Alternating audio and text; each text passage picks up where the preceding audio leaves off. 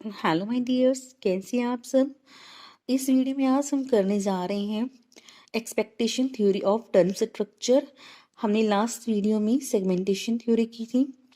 देखिए, expectation theory को unbiased expectation theory भी कहा जाता है। Expectation theory attempts to predict that what short-term interest rate will be in the future based on current long-term interest rate। तो ये theory predict करती है, थ्योरी मानकर चलती है कि जो फ्यूचर में शॉर्ट टर्म इंटरेस्ट रेट होंगी हम उसे प्रेडिक्ट कर सकते हैं जो करंट टाइम में लॉन्ग टर्म इंटरेस्ट रेट है उनके बेस पर। The theory suggest that an investor earns the same amount of interest while investing in two consecutive 1-year bond investment versus investing in one 2-year bond today। ये theory मानकर चलती है कि अगर investor invest करता है अपने अमाउंट को 2-year बॉन्ड्स में तो वो इक्वल रिटर्न गेट कर सकता है अगर वो 1-1-year बॉन्ड में कंसेक्टिव बॉन्ड्स में इन्वेस्ट करे तो। This theory aims to help investors make decisions based upon a forecast of future interest rate। तो जो इन्वेस्टर है वो डिसीजन लेता है फ्यूचर में जो इंटरेस्ट रेट होगी उनके बारे में फोरकास्ट करके। The theory uses long term rates to forecast the rates for short term bonds. इस थ्योरी के अकॉर्डिंग शॉर्ट टर्म बॉन्ड्स की रेट को फोरकास्ट करने के लिए लॉन्ग टर्म रेट्स को यूज किया जाता है।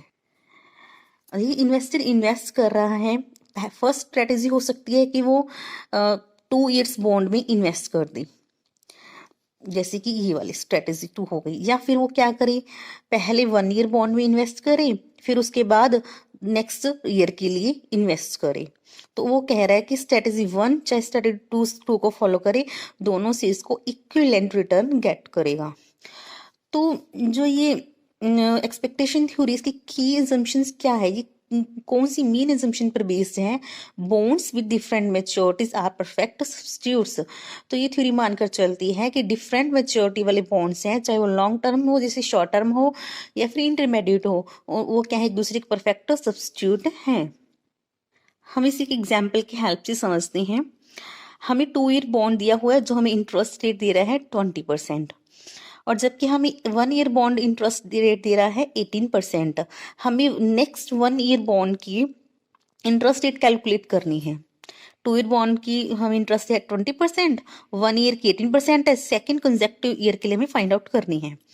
तो हम क्या करेंगे, जो 2-year बॉन्ड है उसकी इंटरेस्ट रेट में 1 ऐड कर देंगे। 1 + 20% is equal to 1.2। Second step है 1.2 का हम स्क्वायर करेंगे तो 1.44। नेक्स्ट है 1.44 में हम डिवाइड करेंगे जो 1-year बॉन्ड है उसमें एक 1 ऐड करके फिर उसमें 1 ऐड कर देंगे तो हमारा रिजल्ट आ गया 1.22। जो ये हमारा रिजल्ट आया है हम इसमें 1.22 में से 1 माइनस करेंगे तो हमारा आ गया 0.22। तो ये हमारी 22% क्या है, सेकेंड ईयर बॉन्ड की इंटरेस्ट रेट है। तो ये थ्योरी मानकर चलती है कि हम चाहे 2 years बॉन्ड में इन्वेस्ट करें या फिर पहले अपना 1-year बॉन्ड में इन्वेस्ट करें फिर next year second 1-year bond में इन्वेस्ट करें तो हमें इक्विवेलेंट रिटर्न गेट होगी। नेक्स्ट थ्योरी है liquidity preference theory. Liquidity preference theory को डेवलप किया था जोहन मेनार्ड कीनीज ने। ये थ्योरी सजेस्ट करती है an investor should demand a higher interest rate और premium on securities with long term maturities that carry greater risk because all other factors being equal investors prefer cash और other highly liquid holdings. ये theory की यही main assumption है कि अगर investor long term maturity वाले bonds में invest कर रहा है then short term maturity bond, तो वो एक्स्ट्रा इंटरेस्ट रेट की डिमांड करता है, दैट इज प्रीमियम। क्योंकि अगर वो लॉन्ग टर्म में इन्वेस्ट करेगा तो बहुत ज़्यादा रिस्क है, इकोनॉमिक रिस्क हो सकता है, फाइनेंशियल रिस्क हो सकता है, बहुत सारे रिस्क हैं। तो इस रिस्क को बियर करने के लिए वो शॉर्ट टर्म बॉन्ड मैच्योरिटी से ज़्यादा इंटरेस्ट रेट डिमांड करेगा, उसे हम बोलते हैं risk premium. Investments that are more liquid are easier to cash. जो मोर लिक्विड होती हैं वो कैश में जल्दी कन्वर्ट हो जाती हैं। कैश सबसे ज़्यादा लिक्विड एसेट्स हैं। According to liquidity preference theory, interest rates on short-term securities are lower because investors are not sacrificing liquidity for greater time than medium or long-term securities. जो short-term securities होती हैं उन पर interest rate lower होती है। क्यों? क्योंकि short term जो बॉन्ड्स हैं हम उन्हें कभी भी सेल कर सकते हैं और अपनी सिक्योरिटीज को कैश में कन्वर्ट करवा सकते हैं। हम अपनी लिक्विडिटी को बाउंड नहीं कर रहे ज़्यादा टाइम के लिए।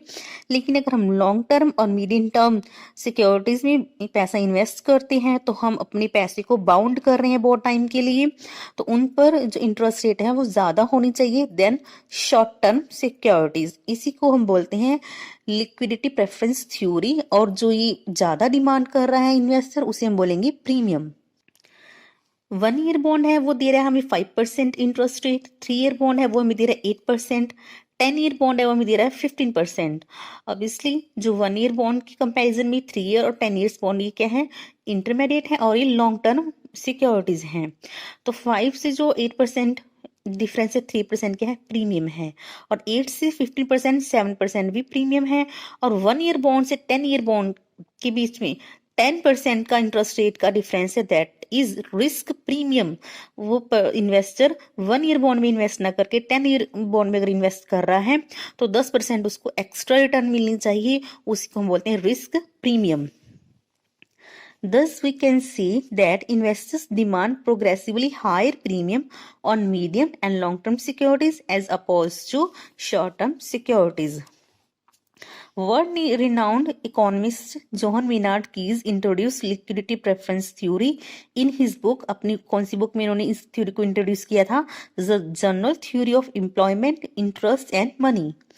केनिस ने लिक्विडिटी प्रेफरेंस थ्योरी में 3 मोटिव्स को डिटरमाइन किया है, 3 मोटिव्स को बताया है जो डिटरमाइन करते हैं डिमांड फॉर लिक्विडिटी। देखते हैं वो मोटिव कौन कौन सी हैं। सबसे फर्स्ट मोटिव है transaction motive. Transaction motive means transactions करने के लिए हमें कैश की नीड होती है। हम कुछ भी सेल परचेज करते हैं उसे बोलते हैं transactions.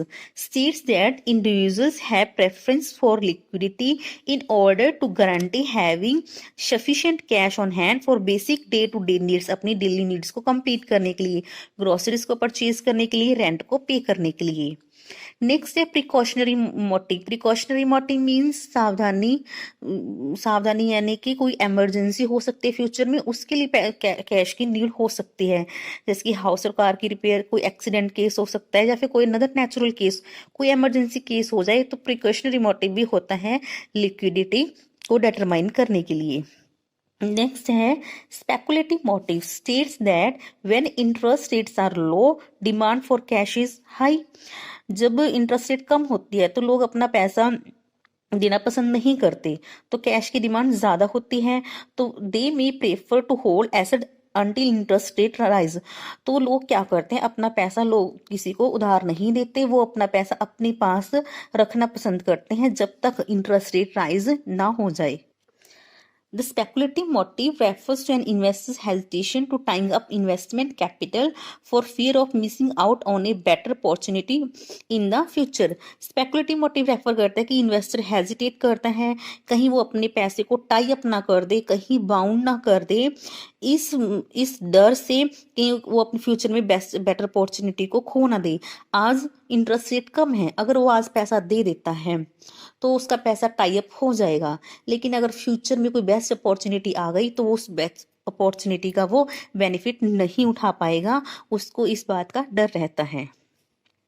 If interest rates are rising and bonds prices are falling, an investor may sell their low paying bonds. अगर इंटरेस्ट रेट क्या हो रही है, इंक्रीज हो रही हैं, और बॉन्ड के प्राइस क्या होंगे कि कम हो रहे हैं, तो इन्वेस्टर क्या करते हैं, अपने जो लो पेइंग बॉन्ड्स होते हैं उनको सेल कर देते हैं और खरीद लेते हैं जो हायर पेइंग बॉन्ड्स होते हैं, and hold on to the cash and wait for an even better rate of return. और बेटर रेट ऑफ रिटर्न के लिए वो क्या करते हैं, वेट करते हैं। इसी को हम बोलते हैं स्पेकुलेटिव मोटिव।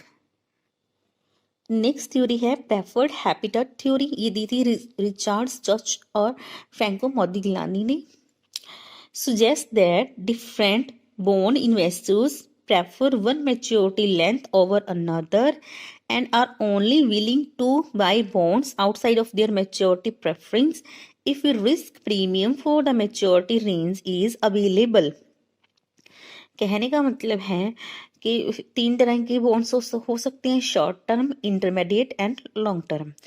इनमें से इन्वेस्टर कुछ को सिलेक्ट कर लेता है, किसी एक को सिलेक्ट कर लेता है। अगर वो शॉर्ट टर्म को सिलेक्ट कर रहा है मान लेते हैं, लेकिन वो शॉर्ट टर्म की जगह लॉन्ग टर्म को वो तभी सिलेक्ट करेगा अगर उसकी जो रिस्क प्रीमियम है वो क्या है, उसको मिल रही है, maturity range is available. When all else is, जब सभी इक्वल हैं, investor prefer to hold short term bonds in place of long term bonds. सबकी रिटर्न इक्वल है तो बॉन्ड्स कौन से बॉन्ड्स खरीदेगा, जो शॉर्ट टर्म बॉन्ड्स होंगे। And that the yields on long term bonds should be higher than shorter term bonds. वो long term bonds तभी खरीदेगा अगर लॉन्ग टर्म बॉन्ड्स पर जो यील्ड मिल रही है वो शॉर्ट टर्म बॉन्ड से ज्यादा है। Bond market investors prefer to invest in a specific part और habitat of the term. Next theory है प्रेफर्ड हैबिटेट थ्योरी। ये दी थी रिचर्ड स्टच और फ्रैंको मोदिग्लियानी ने। suggest that different bond investors prefer one maturity length over another and are only willing to buy bonds outside of their maturity preference if a risk premium for the maturity range is available। कहने का मतलब है कि उनकी एक preference है investors की, वो किस में इन्वेस्ट करना चाहते हैं। वो शॉर्ट टर्म बॉन्ड्स में इन्वेस्ट करेंगे, इंटरमीडिएट में और लॉन्ग टर्म में। लेकिन अगर वो अपनी प्रेफरेंस को चेंज कर रहे हैं, अपने हैबिटेट को, अपने स्पेसिफिक सेक्शन को चेंज कर रहे हैं, वो तभी चेंज करेंगे अगर उनको रिस्क प्रीमियम की काफ़ी सारी रेंज अवेलेबल है। When all else is equal, जब सभी बॉन्ड्स इक्वल हैं तो इन्वेस्टर प्रेफर करेंगे शॉर्ट टर्म बॉन्ड्स को इन place of long term bonds. And then the yields on long term bonds should be higher than shorter term bonds। अगर वो long term bonds में invest कर रहे हैं वो तभी इन्वेस्ट करेंगे अगर शॉर्ट टर्म बॉन्ड से यील्ड रेट क्या है, बहुत ज़्यादा हायर है।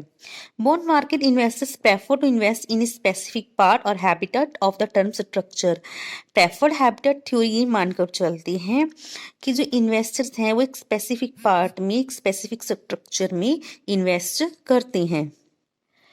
For example, an investors favoring short-term bonds to long-term bonds will only invest in long-term bonds if they yield a significantly higher return relative to short-term bonds।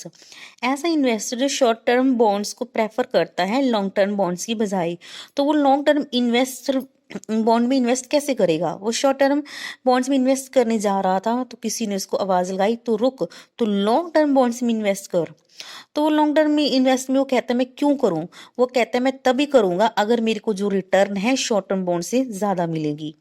तो हम कह सकते हैं कि जो इन्वेस्टर्स हैं वो प्रेफर कर रहे हैं लॉन्ग टर्म बॉन्ड्स को देन शॉर्ट टर्म बॉन्ड्स को, शॉर्ट टर्म बॉन्ड्स की बजाय। तो राइज कर तो क्या बनाते हैं, अपवार्ड स्लोपिंग यील्ड कर्व को फॉर्म करते हैं। कन्वर्सली इसके अपोजिट एन इन्वेस्टर, जो कोई इन्वेस्टर फेवर करता है लॉन्ग टर्म बॉन्ड्स को शॉर्ट टर्म बॉन्ड्स की बजाय, तो वो लॉन्ग टर्म इन्वेस्टर बॉन्ड्स में इन्वेस्ट करने जा रहा था तो शॉर्ट टर्म बॉन्ड्स ने उनको आवाज़ लगाई तू रुक, तो हमारे अंदर इन्वेस्ट कर, शॉर्ट टर्म बॉन्ड्स में इन्वेस्ट कर। तो इन्वेस्टर कहता है कि मैं शॉर्ट टर्म बॉन्ड्स में तभी इन्वेस्ट करूंगा अगर मेरे को रिटर्न लॉन्ग टर्म बॉन्ड्स की बजाय शॉर्ट टर्म पर ज़्यादा मिलेगी।